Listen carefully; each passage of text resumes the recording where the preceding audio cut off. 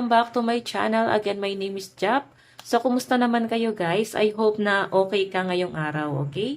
So, lagi nyo yan guys, i-claim na ngayong araw okay ka. Tuwing gigising ka sa umaga, okay ang mangyayari, okay ang araw mo. So, para maitaboy nyo lahat ng mga negative energy na nasa paligid nyo or masasagap nyo guys sa ibang tao. Okay? So, umiwas rin tayo guys sa mga friend nating may mga negative energy. Dapat nila guys matulungan yung sarili nila lalo na sila ay dumadanas ng matinding struggle. Pwede kang mag-advise, pero wag nyo guys i-share yung energy mo. Mag-advise ka, magbigay ka ng energy pero wag buong energy mo. Basta lahat ng mga negative na tao guys, deserve naman nila guys tulungan, pero wag nyo guys ibibigay yung buong energy kasi yun yung tatawag guys na energy exchange. Pwede nyo guys masagap yung negative energy nung taong yon. Tapos yung positive energy mo, sila na guys yung makakakuha nun. Okay? So ayan guys, lagi natin guys kine-cleanse yung mga nagko-comment dyan. Natawa pa nga ako doon sa nag-aaway sa comment section. Magjowa ba kayo? Comment nga kayo. Ang cute lang guys. Okay, so bago tayo guys mag-start, mag-cleanse tayo ng energy, no?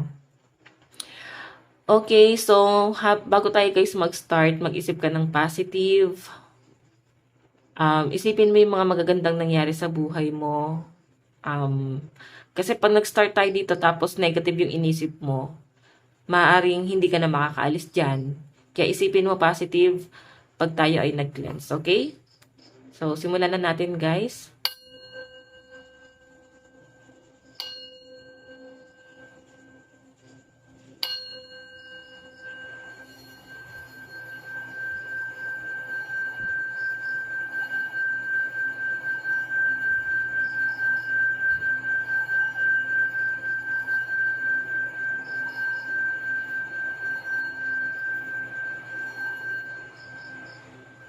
Ayan, nagagalaw ko pala guys yung camera.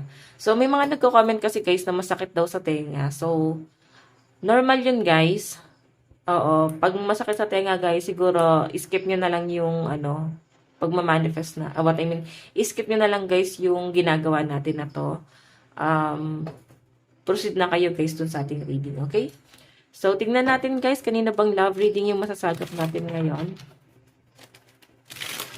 Okay, kanino bang energy? Love reading ito, spirit guide.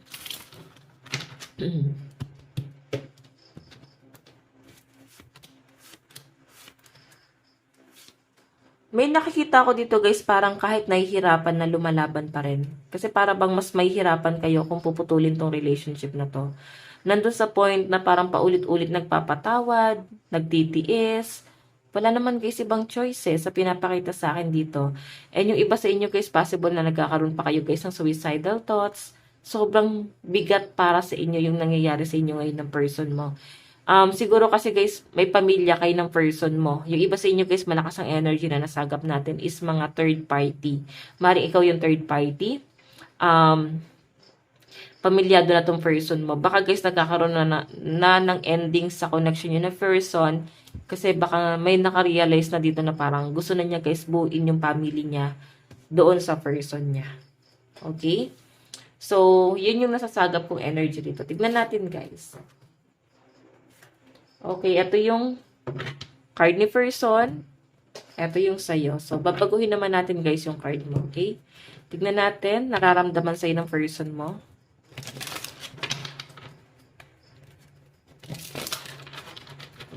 Nararamdaman sa'yo ni person. Nararamdaman sa'yo ni person.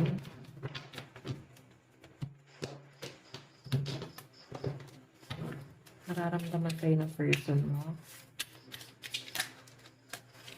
Madaming option. Nararamdaman. Knight of Cups. Mahal ka naman pala guys ng person mo. Nakikita ko na gusto niya guys mag-explain sa inyo ano nangyari, bakit ganun yung kinahinatnan yung dalawa, bakit kayo humantong sa ganon. And nakikita ko rito na hindi siya guys titigil hanggat hindi nyo siya guys napapatawad. Kasi parang itong taong to, kung wala pa siya guys action ngayon, kung mafe-feel mo parang madam wala naman eh. So I think nag-iisip pa tong taong to kasi gusto niya guys masecure din syempre yung energy niya. Yung sarili niya na parang hindi siya masasaktan once na in-approach ka niya. Okay? Siguro natatakot itong taong to kasi baka malaki yung kasalanang nagawa sa inyo. Okay, so tignan natin. Nararamdaman sa inyo. Meron po tayong Wheel of Fortune. So, alam nyo guys, gaya nga nasabi ko kanina, ito kasi guys, new beginning. So, may bagong cycle talaga sa connection yung dalawa. So, parang meron kayo guys pag-uusapan. Siguro patungkol na rin to guys sa inyo.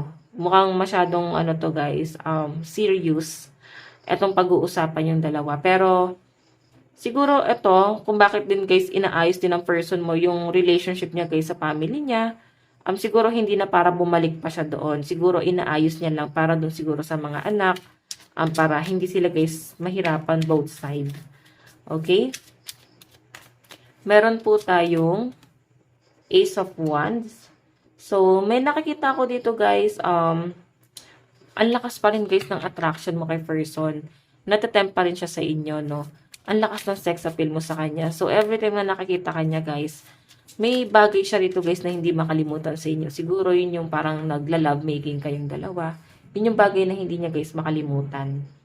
Kasi tignan nyo guys ha, itong Ace of Wands is temptation. New beginning.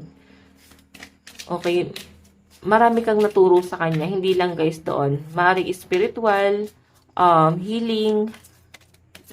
Maayos ka guys kausap. Sobrang mature. And lahat ng makakausap mo guys, nakaka-recover, no? Parang sobrang may words of wisdom. Ganun ka guys, tignan ni person. Tignan natin ha. Tingin sa ni person. Kasi nararamdaman niya sa inyo, mahal kayo ni person. Tingin sa iyo guys ni person is Page of Swords. Matalino. Magaling ka guys ata mag-memorize. Malawak yung isip mo sa pag-memorize. Basta matalino ka, ganun kanya guys, tignan. May mga nakikita ko dito guys, maaaring nag-aral ng law. Basta patungkol sa government. Baka diyan ka nagtatrabaho sa government. Okay, may power ka. So, marami ka guys connection. Ganun ka guys, tignan ni person. Paano ang tingin sa'yo? The Moon. Oh, bakit tinitignan ka ni person bilang isang secretive, maraming tinatago? Hindi ka ganun guys ka-open. Hindi ka open kay person. Tignan pa natin ha. Oh, 'di ba? Four of Wands. So, ibig sabihin guys, may mga tinatago ka nga sa person mo, maaring nararamdaman niya. Pwede ikaw pala to guys, may pamilya. Baka may mga secret ka na hindi mo guys lahat ino-open kay person. Masyado na siguro guys, private. So, pwedeng trauma yon para sa inyo. Basta siguro ayaw niya nag-easy open para hindi na guys ma-turn off sa inyo itong taong to. Yun yung malinaw na pinapakita sa akin dito, okay? So, tingnan po natin ano naman yung action ni person. Action ni person. Okay, the lovers. Oh, di ba? Mukhang gusto niya ulit guys, magkaroon pa rin guys ng special connection sa'yo. Okay, siguro ikaw na guys yung sa kanya, nag-reject sa kanya kasi alam mo may pamilya to si person. Or kung ano naman guys, kung hindi naman guys pamilyado, pwede guys yung magulang, yung family. Pwede yun yung nagiging hadlang yung dalawa. Pero makulit itong si person kasi yan, gusto niya pa rin guys ilaban yung relationship yung dalawa. Parang kukulitin ka nito, dadaanin ka guys sa patawa-tawa na parang walang nangyari. Actually, person, meron tayo guys the Empress. May nakita ko guys na appreciate ni person yung mga sacrifice mo sa kanya. Mahilig ka ata guys mag-explore, mag-travel, adventurous ka atang tao. Marami kang alam. Ganun yung pinapakita sa akin. So, may nakakita rin ako guys itong travel kung kayo ay magkalayo ni person. So, may possible guys na may travel na mangyari. So, yung dalawa, magbabiyahe kayo, ganun. Okay, tignan natin. Outcome. Meron tayong Knight of Wands. Mukhang masaya naman guys kasi enjoy naman si person sa'yo. Mukhang magiging maayos to. Sobrang positive kasi guys ng card ni person. Okay? Siguro madali ka lang guys amuin. Ganon katignan ni person, no? Madali kang suyuin. Hindi ka nagtatanim ng sama ng loob. Or kung nagtatanim ka ng sama ng loob, kaya nyo guys i-handle. Kaya nyo guys dalhin yung galit sama ng loob mo sa isang tao. Six of Wands, kaya nga guys, maraming humahanga sa inyo. Okay? Parang famous yung iba sa inyo guys. Okay, so sa side ni person, malakas po ang Cancer, Pisces, Scorpio. Aries, Leo, Sagittarius. Malakas ang Aries. Meron tayong Gemini and Sagittarius. Earth sign, Capricorn, Taurus, Virgo. Tingnan natin kay sa side mo. Nararamdaman mo kay person? Nararamdaman mo sa person mo? So, meron tayong 6 of Wands. Good looking itong person mo, guys. Kasi siguro guys, sa pagseselosan mo or marami kang pinagseselosan, baka lumalapit sa kanya. Ano siya guys good looking. Malakas ang dating niya sa mga tao. Okay. Or pwedeng may say to sa buhay. Kilala siya. Okay, ganun. Parang malaking tao to. Pwedeng ganyan. Tignan natin guys sa nararamdaman mo. The lovers. Ayan, yung iba sa inyo guys, pwedeng magkasama pa kayo. Baka ang nagiging hadlang lang talaga is yung family. Okay. Dahil nga malaking tao to, so maaaring ano guys, baka pinagkakasundo yung person mo sa iba. Ayaw i-share sa iba yung yaman. Baka kasi guys, iba yung tradition, no? So, naano yan guys sa mga ano, sa parang sa mga Muslim, parang ganun, Muslim country. Or, hindi ko sure kung saan lugar. Pero may mga client akong ganun guys, na mga gawa nila, parang inaano guys, pinagkakasundo sa iba. Ganun. So, tignan natin. Okay. Mukhang may kakaibang connection sa inyong dalawa. Nararamdaman mo na parang kilala mo na pala to sa past life. And ang nararamdaman ko kasi rito guys, yes, mukhang kilala mo nga siya. Mukhang meron kayo guys unfinished business na tong taong to. Kung bakit nagtagpo ulit kayo ngayon sa kasalukuyan. Okay, so tignan natin.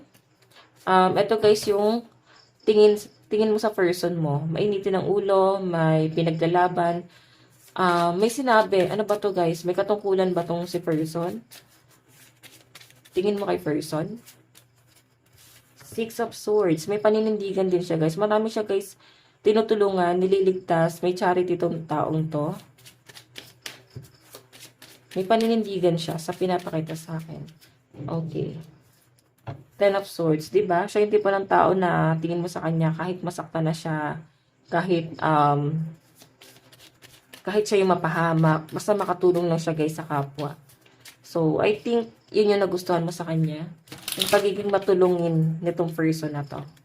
Okay? Tignan natin guys, ano naman po yung okay, ano naman yung action mo dito sa relationship na to. The Hierophant. So, actually guys, ito maaaring si person, gusto niya guys magkausap kayong dalawa ng masinsinan. And I think meron talaga kayo guys pag-uusapan. And the Hierophant kasi guys, kasal to. So, maring may plano sa inyo guys na kasalan. Baka ipaglalaban ka nito ni person. Pwedeng naramdaman mo rin guys na parang pinaglalaban ka niya. Tignan natin. Meron tayo guys, Knight of Wands. Okay. So, sa pinapakita sa akin dito, action mo, mahal mo rin naman eh.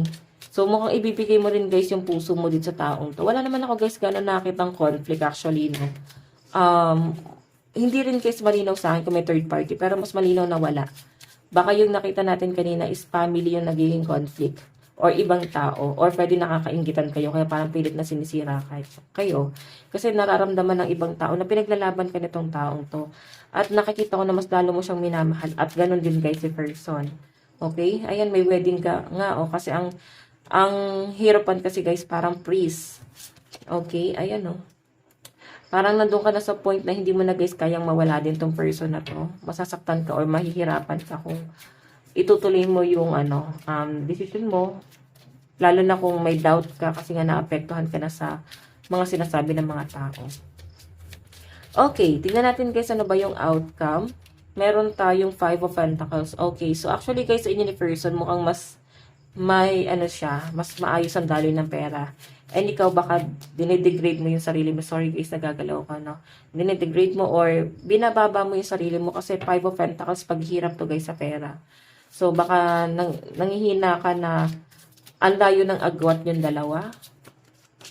Okay, 3 of Cups. Ayan, meron talaga ako guys nakita ang celebration dito. So maaaring may kasalan talagang mangyayari. Baka ikakasal na kayo ni person. Or baka kinasal na kayo, baka bago pa lang to. And, the Fool, baka kasi guys hanggang ngayon, shoulder mo pa rin guys yung responsibility mo sa mga magulang mo, sa mga kapatid mo, kahit na may pamilya ka na, kahit na bumuo ka na guys ng pamilya kasama yung person mo. Pwede rin guys yung travel na nakikita natin dito is baka parehas kayo guys nag-abroad ni person. Okay, so guys, ayan, malakas ang energy ng mga air sign, 100%, no? Sa side mo, Aquarius, Gemini, Libra, Capricorn, Taurus, Virgo, Aries, Leo, Sagittarius. Tignan natin guys na napapatungo tong relationship na to. Okay, kunin natin to guys. So, napatungo itong relationship na to. Spiritual maturity. Tignan mo naman. Naglalakad kayo doon, no? Napaka-mature and actually nahawa ka rin sa person mo. And si person mo, ganun din. Parang nag-exchange kayo guys ng energy. So, parang bigayan lang talaga. Tulungan talaga kayo sa hirap at ginhawa sa pinapakita sa akin. Kumbaga, nagiging sandalan nyo po yung isa't isa. Okay, meron tayo guys worthiness. So, parang mas na-appreciate ng person mo yung worth mo dito. Napakaganda guys ng reading sa pinapakita sa akin. Okay, napaka-positive. Meron tayong The Silver Waterfalls. Okay, napakaganda nito guys kasi para bang naliliwanagan ka. Sobrang gaan ng pakiramdam mo. Nararamdaman mo dito kay person. Okay? So, tignan natin guys, mensahe sa ni person. Napakaganda nito kasi parang road to forever na talaga to.